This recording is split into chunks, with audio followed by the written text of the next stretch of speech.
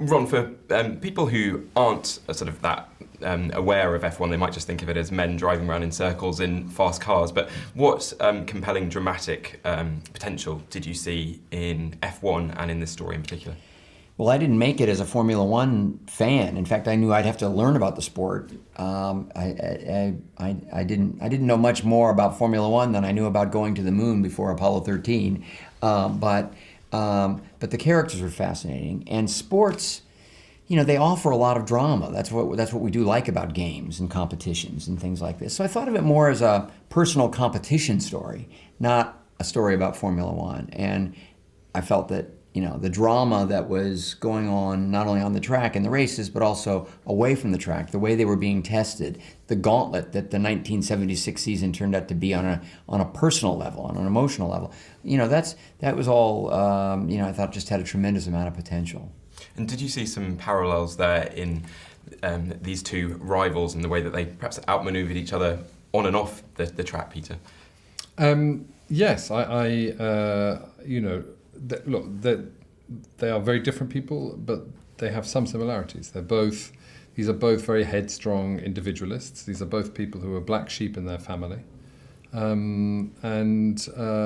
they came to Formula One in two totally different ways, and they came to pursuing excellence and the quest for greatness, I suppose lasting greatness, in two totally different ways. And one was a playboy, and one, calculated the odds and played by the odds.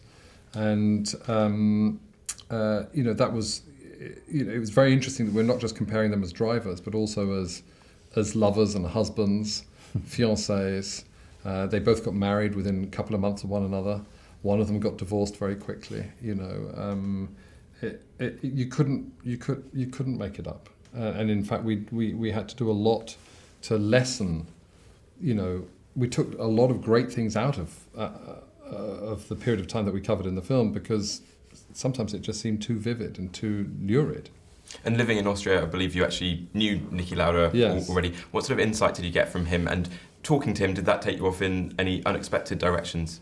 Well, to me, everything was unexpected because I was learning it all for the first time. And so anything, every time Niki, who has a very focused mind, and he could take you through Formula One, the intricacies of Formula One in a very clear and lucid way. But everything that he said, I hung on every word that he said, and everything that he said was a revelation to me. Ron, the race sequences are just thrillingly exciting. It looks like you did some innovative filmmaking there as well with your cinematographer, Anthony Dodd-Mantle. You got cameras sort of looking at the eyes of your driver, I believe, on top of cars, and there were 35 in use at one point, is that right? Yeah, well, thank you. I mean, I did feel that while it's a great character piece, that there was this unique combination with this movie. You could actually do something that was cinematic and visceral and demanded to be seen on the big screen, and be intimate, smart, and entertaining in a more sophisticated way. So it's a smart, intelligent film. But I did really want the character of those guys to find its way into those races, and that meant we had to make it psychological. And Anthony was, I think, brilliant at helping me sort of turn that into a cinematic visual idea. And so did the editors, Dan Hanley and Mike Hill. And it was just an ongoing discussion, probing, where can we be? Formula One is covered so well on television. How do we take it further? How do we personalize it more? And I felt that's where the possibility of real suspense, nail-biting suspense in the movie theater could exist, whether you cared about the sport or not.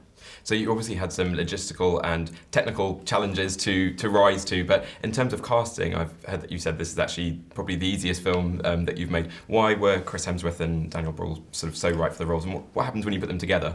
Well, it came together so quickly because Peter, of course, this is his project. He generated it. He's a producer on it. It was it was a train rolling out of the station when I was lucky enough to get on board.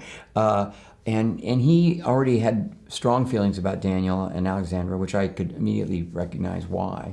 But we struggled with Chris. Not with Chris. We struggled with the James Hunt part until Chris sent us this tape, and then it was a eureka moment. Yeah, it was fantastic because here's this guy's. Clearly everybody's looking at him and saying, "Well, the Thor movie, Huntsman wasn't out yet, but I hear he's good in that." He was sort of much more charming and entertaining in Thor than you'd expect, but not James Hunt. Those movies aren't dramas; they're not psychological.